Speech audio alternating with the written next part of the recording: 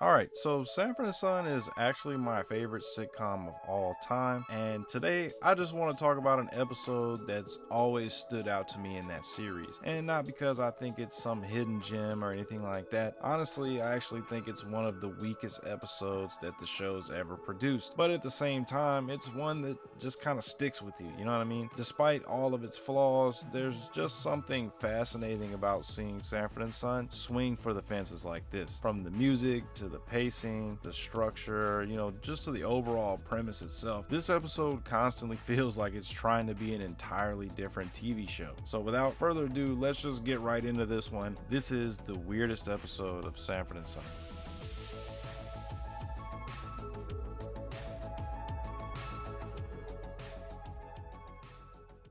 Okay, so the episode in question here is actually not just one episode, it's 3 episodes, and that is the Hawaiian Connection, a 3-part season 6 premiere that just feels like an entirely different show. And the episode tells you this almost immediately with its intro, because it opens with this scene where Fred is dancing around in this hula skirt, and then Lamont comes in, and right as Fred says, "Aloha, son. Guess what?" it just freeze frames and transitions into this Hawaiian montage. And honestly, the song is actually a banger. But regardless, the intro ends and we cut right back to the exact same conversation that it interrupted. It was like somebody accidentally inserted this random Hawaii B-roll in the middle of a Sanford and Son episode. It was really weird. But anyway, Fred and Lamont are talking about taking this vacation, and Fred really wants to go to Hawaii. But the problem is that they can't afford it. Lamont knows it, Fred knows it, and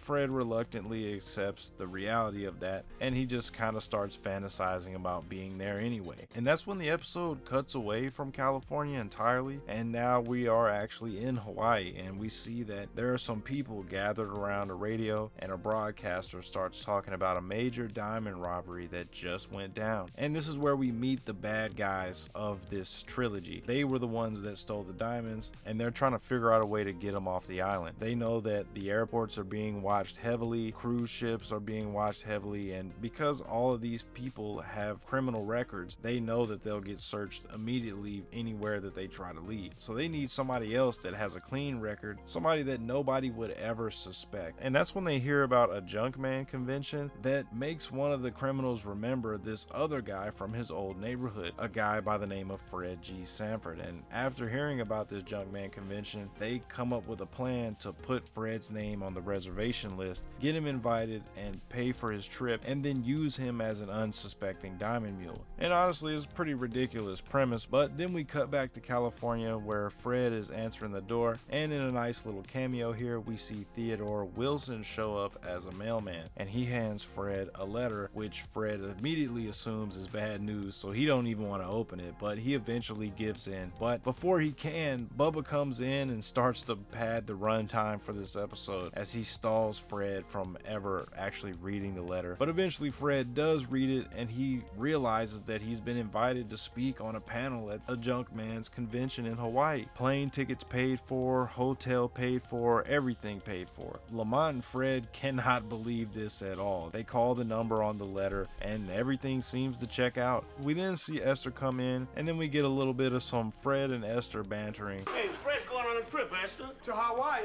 Esther. He's been invited. They're running out of diseases. Be nice to me, Esther. I was gonna bring you back a grass skirt. Oh, thank you, Fred. But what would I do with a grass skirt? Graze.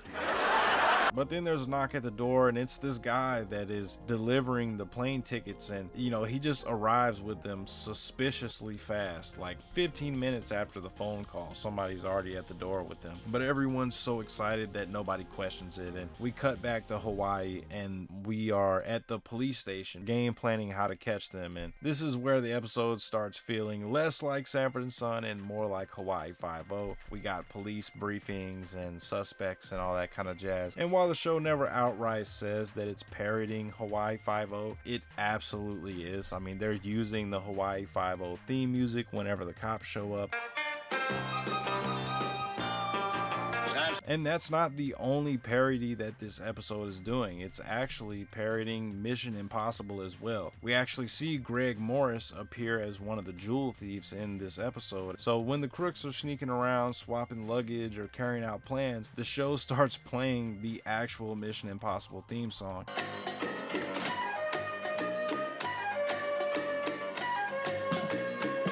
And at that point, it becomes pretty obvious what this trilogy is, and that is a crazy, weird mashup of Sanford and Son and Hawaii Five-0 and Mission Impossible kind of rolled up in this weird ball, you know. But anyway, we cut back to California. We see Rilo show up to Fred's house where Fred and Lamont are packing and getting ready to go. We get a little bit more classic Sanford and Son stuff going on here. And this is actually probably the most normal section of the entire trilogy here, because as weird as the setup is, they're still in California at this point. They're still at the junkyard, so nothing really feels too off about anything that they're doing. The only weird parts being all these different cutscenes in Hawaii. But either way, we see them start to board the plane to head out, and Fred doing all these funny bits. We get a lot of good material here. Hey, I paid to sit up front, and I'm not gonna look at your tail section. Well, I never. Well, I have, but not since I left Watts. Sir, Oh, sir, now, just a minute. You are rude. Maybe the sequence was a little longer than it needed to be, but overall still funny. And eventually they land in Hawaii, where we see the crooks watch Fred and Lamont step off the plane. They're sizing him up, and one of them even says, "Hey, that's a put on. He can't be as stupid as he looks." As they all think that they're gonna get away with this pretty easily. And that's where we end and fade out in part 1. Going into part 2, we open up with a recap, of course, and more Hawaii footage and imagery, and we see Fred and Lamont finally arrive at their hotel room, and they are blown away by how fancy and expensive everything is. But they quickly remember that they ain't paying for any of it, so they're happy as hell. And Fred even has a surprisingly heartfelt moment where he starts to have some imposter syndrome. He starts feeling a little out of place, like maybe he doesn't belong here for some reason. But Lamont reassures him and tells him that he is important and that he deserves recognition. But I'm a loser and a nobody. You're somebody, Pop. And you're my Pop, and I wouldn't have it any other way. And then from here, the pacing starts slowing down a lot. You know, we see Fred and Lamont hanging out by the pool, drinking Mai Tais, talking to strangers, joking around, and nothing really happens for a large portion of this episode. And this is where I started noticing one of my biggest issues with this trilogy, which is it really feels like it could have been a 2-parter instead of a 3-parter. There's just so much filler going on, so many long sequences and random gags, and of course Fred is still funny and doing entertaining stuff, but some of these sequences just go on way too long. But either way, we see that the crooks are watching everything that Fred and Lamont are doing, waiting for an opportunity to switch Fred's suitcase out with one that has a false bottom full of diamonds. One of the crooks sneaks into Fred's room, swaps the luggage, and the police catch him leaving the hotel room, and so they ask him to come in for some questioning. Fred goes ahead and decides to head up to the hotel room because he's not feeling too great after all those Mai Tais. But then one of those police officers arrives asking some questions, and mostly wanting to know if they know anything about the diamonds, and also when they plan on leaving Hawaii. Because as we know, the police know that the criminals are trying to smuggle the diamonds out inside of their luggage, and they know that Fred and Lamont don't know that, so obviously they're not going to tip them off. But either way, then we get another feast sequence. More eating, more dancing, and again, just too much padding here. Meanwhile, we see that the crooks are realizing that the police might be onto them. One of their guys got questioned, and they think that he's probably gonna talk, and they think that things are gonna get messy. So they concoct this plan to go get the diamonds and try to escape a different way. And then after this sequence, we see Fred again ready to head back up to the hotel room, but right as he's walking off, we see the the guy that calls himself Commissioner Smith walk up to Lamont and basically tell him that the time on the panel that Fred was going to have, they actually weren't going to have time for it anymore. And because of that, they're not going to be covering any of their accommodations. They're not going to pay for their hotel room or their plane tickets or anything like that. And so Lamont is absolutely pissed at this point, and he doesn't know how he's going to tell Fred. What am I supposed to tell my pop now? How about start packing, Daddy? They send Gladys to sneak back into Fred's room with, of course, the Mission Impossible music playing, only to discover that Fred is in there, and so she improvises and pretends to be a chambermaid, welcomes him to Hawaii, and then promptly leaves. Then we see Lamont walk in past Gladys, and he seems to really not even notice her. He's so distraught by this news that he got from Commissioner Smith, and he delivers it to Fred, and Fred ends up getting so upset that he starts going off and throwing his suitcase around, and then it pops open and diamonds spill out everywhere. And finally, Fred and Lamont start to realize what's really going on here. They were never invited because Fred was important to this Junkman's convention. They were invited because Fred was useful, and instead of calling the police right away, they decide that they don't trust anyone and they're just going to take them back to California and then turn them into Officer Smitty. So they grab them and then they rush off to the airport.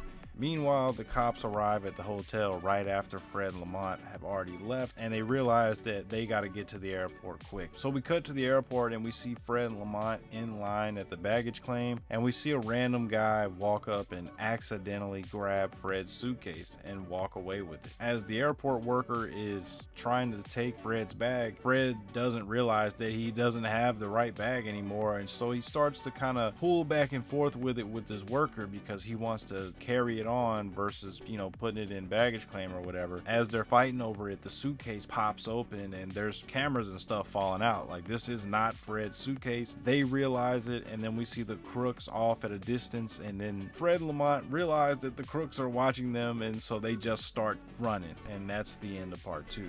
And part 3 is where this thing just goes completely off the rails here, because it opens with one of the strangest chase sequences I've ever seen in my life. There's barely any music. There's fake sound effects for everything, from the cars to the doors to running to, that type of deal. I mean, you could tell that all of this footage was recorded with zero audio and everything was added in later. It just feels like somebody edited a chase scene at 3 in the morning and never came back to finish it.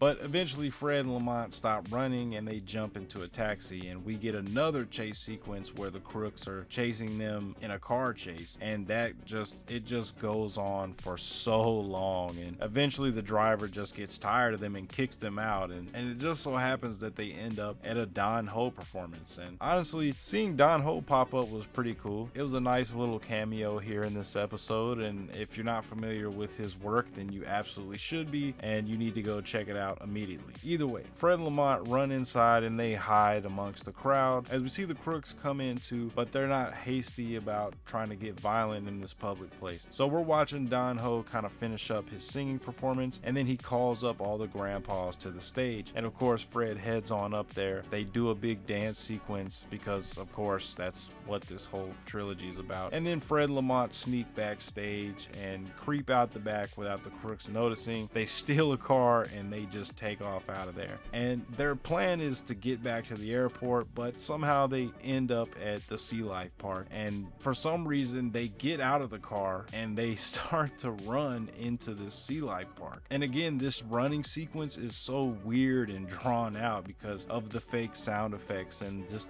the lack of ambient noise. I don't know how to even explain it. It's just so oddly quiet.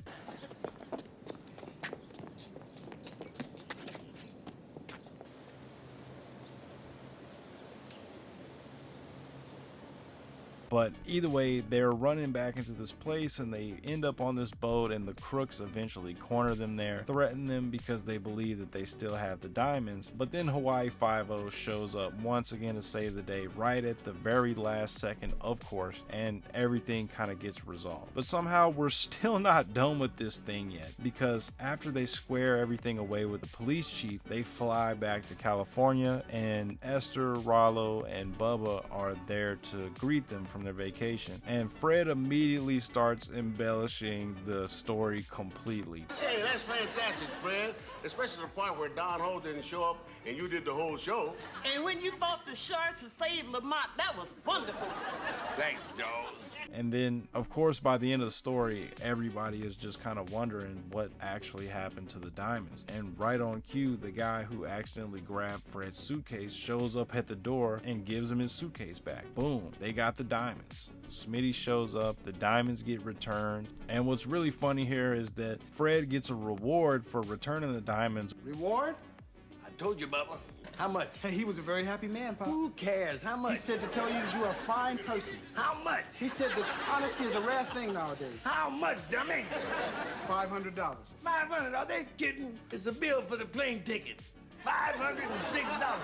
We gotta pay for the plane fare. An absolutely brutal but fitting ending to this trilogy, I think. And you know, in conclusion, overall here, I don't think that this trilogy is completely trash, but I don't think that it completely works. You know, I think it's way too long in certain areas and it just has so much filler in it. I genuinely think this just should have been a two-part story. You know, you cut all the fluff and I feel like you could really have a fast-paced, action-filled two-part episode, but instead they decided to stretch it out and you can really feel it here. And pause. At the same time though, I do respect what they were trying to do, because Sanford and Son as a show has a pretty strict formula for the most part, and this is probably the biggest creative swing that the show ever took. You know, they were parodying two of the biggest action franchises of the era, and the real problem is that this is a very grounded sitcom.